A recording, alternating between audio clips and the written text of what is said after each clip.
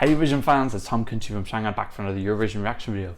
Today I'm going to be talking about the results of the community polls that you voted in to decide who you think is going to qualify from semi-final number 1 of Eurovision 2022.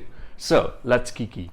So first of all, thank you to everybody who voted in the polls. I was not expecting for so many different people to vote. That was really awesome. In total, at this point in time, there are over 29,000 votes. That's really cool. Ranging from 1,400 to 1,900 per poll. The eagle-eyed amongst you may notice that my background is a little bit different.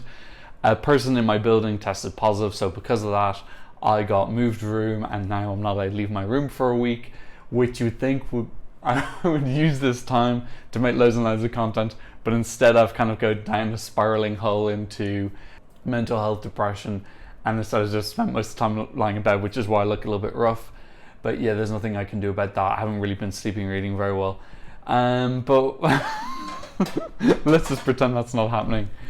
Yeah, let's talk about the polls. So first of all, I've organized them from the percentage, so the amount of people who said yes compared to the amount of people who said no.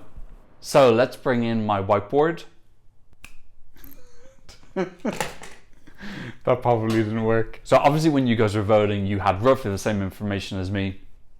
The song, the artist, which I think is probably the main thing that people make decisions on, plus maybe a little bit of qualification stuff as well. Who knows what people were considering when they voted. I also worded that it was like, will this song qualify? I didn't say, do you want this? So we don't know if people were voting based on whether they thought it would go through or if they wanted to go through, but there is quite a strong connection between them anyway. God, I look really rough, fucking hell. I've had a rough 2 days. Okay, I'm just gonna, I'm gonna announce the 10 who qualified in a random order, and then I'm gonna go through, I'm gonna tell you how much percentage they got and some of my thoughts about it. First qualifier was Austria. Doodly-doo, we need some like jazzy music. I don't want to put some jazzy music. Someone will fucking put ads on my videos. I hate when people put ads on my videos. Second qualifier is Netherlands. Fuck, I can't remember who qualified now. Need my list. Let's put someone surprising towards the end. Third qualifier is Ukraine. This is where I've just realized that when they're doing the qualifications, they have this kind of like pacey, not too distracting. It's not elevator music. It's kind of like like tension, pacey music. I don't have it because I just don't have the budget for that. Next through is Greece. Also qualifying is Netherlands. 5 countries through, 5 spots left. Our next qualifier is Lithuania. Our 7th qualifier is Portugal. Only 3 spots remaining for our very important pre-rehearsal community qualification poll. Well, it's important to me. It might not be important in the real world, but our 8th country is Albania. Our 9th country is Moldova. And the 10th country to go through from the community poll is Armenia. Woo! So unfortunately that means that these countries did not qualify according to us, and they are feckin' thing will not stay still. You motherfucker. Switzerland, Latvia, Denmark, Croatia, Slovenia, Bulgaria, and Iceland. Sad face. So this is our qualification line. These are the winners, these are the losers. It's a bit harsh. Qualifiers, non-qualifiers. Okay, let's go through and look at this a little bit. So first of all, the 2 winners were Ukraine and Netherlands. They both got 93% yes. I'll put the stats up here so that you guys can look at the numbers breakdown. No, we're really close behind on 90. So those 3, actually Greece as well on 89. So there were 4 who were like really high up. Albania actually weren't too far behind. They were on 84%, which is very high considering it's the first song. So I definitely agree with all 5 of those so far. I actually think I agree with, to be honest, I kind of agree with all 10 of them. I'd maybe swap 1 or 2, but then again, pre-rehearsals, I can actually see myself agreeing with all 10 of them in the end. After that, we have Portugal with 74%, Armenia with 71%, Lithuania with 70%, although I think that moved up to 71% just before I filmed this video. So I was kind of surprised by that Lithuania were so high.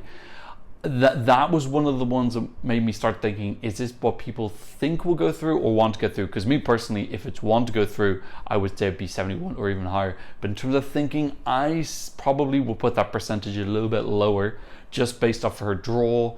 And the song is good, but it's not like really, really strong. I still think she's relying on the juries. I just feel it's a little bit more iffy than that. Austria were not with 56%. Now that is definitely I think that's definitely partly because of their pre-party performance. Unfortunately, Pia Maria, is her name Pia Maria? Lumix featuring Pia Maria. Yeah, Pia Maria, her vocals have been a little bit off, unfortunately. Now look, it's really, really difficult if you're an 18-year-old and you've kind of been thrust as now, not blaming on her at all for taking this opportunity. I do think 18-year-olds should take opportunities like this. It could be once in a lifetime, but it is obviously quite nerve-wracking for her. They have taken the criticism on board. This is one of the benefits of doing the pre-parties, is that you can find out any problems early in the season and try and remedy it. So they're going to put her with a vocal coach. They're going to try and work on those vocals. She looks very uncomfortable and awkward on the stage at this point in time. It's not an absolute disaster. It's not like rocks and levels of just absolute another car crash, but it's not far off. But at least we're seeing it now, as opposed to when we saw Roxanne in rehearsals for the actual show and it was just way too late. So hopefully they will get her working with the coach. She's got a month. They're going to also just do whatever is necessary to like fit the performance around her. I really do feel like they need to put her with a choreography as well. It does look a little bit like she's wandering around looking for her dog on the stage. They need to just tell her where to go and tell her what to do, and she can just copy that. So yeah, I definitely think that this would have been higher up, but I would have guessed it would have been around the 75-ish point before pre-parties, and I think since the pre-parties it's gone down to 56. This for me has gone from being, I think it's very, I put it as very likely or borderline. I would actually probably put it as a borderline no at this point, and I'm expecting them to like pull her up a little bit and make it into a borderline yes again. But yeah, I would, if you really, really put a gun to my head now, I would say no, it's not going through. And then in 10th spot, really interesting, was Moldova. Now, as soon as I released this poll, I was kind of check them throughout the day. This never budged from 50%. I swear to God, I think it might have gone to 51%, 49 once, but it was properly 50. Interesting thing with YouTube is a couple of interesting things with the YouTube polls. First of all, they don't let me vote my own polls, which I find completely and utterly bizarre that I can't vote my own polls. Secondly, it doesn't give you a breakdown of the scores. I don't get any extra information. Like, I just get what you can see as well. So when it's 50-50, I can't tell who's won. But if you look closely at the graphic, it does actually show the bars. It doesn't show them in the exact same spot, 50-50. Like, it will show one farther ahead than the other. So this bar for Moldova just kept on going. I can't use my hands properly. It kept on going. It kept on going back and forth like that. It was really. I came back and checked it 3 or 4 times, and it kept on budging. In the end, it doesn't really matter which part was ahead, because it still would have been the country with the 10th highest yes vote, which was what I was going to do to put it through. Like, for example, right now I'm doing my semi-final 2 polls, and we've been through 6 songs, and only 2 have technically qualified, as in they've got more yeses than no's. So semi-final 2 might end up being that I will have to just take the top 10 in terms of numbers, and they mightn't necessarily be above 50. But really interesting that people are so on the fence about Moldova. I do think that number is going to jump up when you see their staging. That's where Moldova are really, really strong, and where they've shown in the past. I'm expecting them to kind of jump up a little bit. Okay, in 11th place was Latvia. Now this is the 7 non-qualifiers now who I've got at the bottom. I was kind of surprised actually by some of them. I wasn't surprised about Bulgaria being last. I do think 6% is probably a slight exaggeration. I do think their chances are much better than that, because it is quite unusual and it's a little bit different, and they're a very seasoned professional band and they know how to perform. Yeah, Latvia come at 11th. I was interested by that, despite the fact they're second in the running order. I think that they've been really strong. I think they've been really strong in the pre-party season. Their staging has been really, really good and fun and energetic. I think that's what we wanted to see. I think people have partly bumped them up because of that.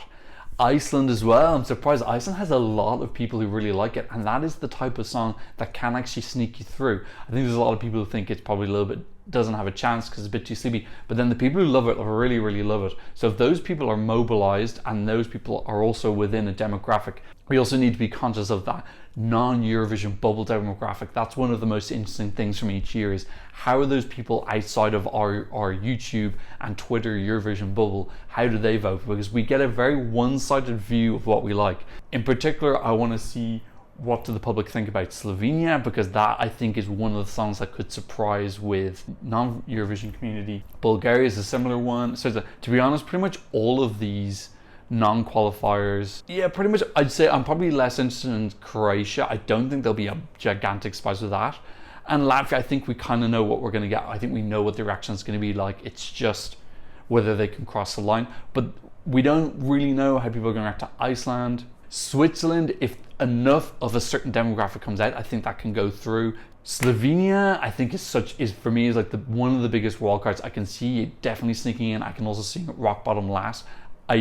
It's so niche that if people who like that niche show up and watch the show, this could get through. But yeah, Slovenia were in 13th, so not too far off that line. But yeah, there was quite a steep drop from Moldova down to Latvia, from 50 down to 34%. Now, one thing I should have said that at the start. One thing I should have said at the start of the video was, I have been informed that you can actually re-vote in the polls. You can actually change your vote from a yes to a no. Now again, I don't know if that's true because it won't let me vote in my own polls, but please let me know if that is the case in the comments, because I think that would be kind of a cool way to show a change in the percentage once we see the rehearsals. There's two things I could do. I could either ask everybody to re-vote in those polls and we can see the numbers changing because I've saved these numbers now, or I could put up new polls. I'm a little bit worried about putting up new polls because I don't want people to feel like, oh, I've already voted, or that it's getting a little bit annoying getting so many notifications. So if it's the case that you can go back and change your yes into a no or vice versa, that might be a good way to show how people's attitudes towards the song is changing, and we can look and see which songs have changed the most in terms of percentage wise. But if you've got any other ideas on how you think to show that, that'd be really interesting, because obviously we're all going to change our opinions when we see the rehearsals in, around 2 weeks? Yeah, around 2 weeks time. Oh God, that's not, poor Pia Maria doesn't have a lot of time. At this point in time though, I have to admit, I probably agree with your top 10. One of the reasons I put Switzerland through is that every year when I'm doing these top 10 lists, I'm always conscious that it's not the 10 who I want to go through. And often I'm kind of putting people through, and I'm going, wait a second, is this just who I want to go through, or is this who I think will go through? And that's when I'm trying to read that non-Eurovision bubble demographic. That's the reason I put Switzerland through. Like that 10 that you guys have picked, I have to admit I'd be pretty happy with that. It does look a little bit like a top 10 wish list for me. I'm wondering, is it a top 10 wish list for the community as well? So that's one thing I'm kind of taking with a little pinch of salt, is that we do tend to see the qualities in the songs that we like a little bit more. So I do feel like we have to take at least one surprise from that bottom 7. And the two I would say were most vulnerable in the ones you guys put through would be Austria and Lithuania. So maybe 2 surprises or 1 surprise from that bottom 7 nabbing a place from these top 10. But yeah, again, it was so interesting to see everyone's results. Thank you to everybody who voted. Let me know what you think the best way to manage in terms of future votes. Should I do a new poll, or should we just change our votes? Well, you. Can you just change your polls in the actual post? Let me know in the comment section down below. And thanks so much for watching. See you in another reaction video very soon. Goodbye.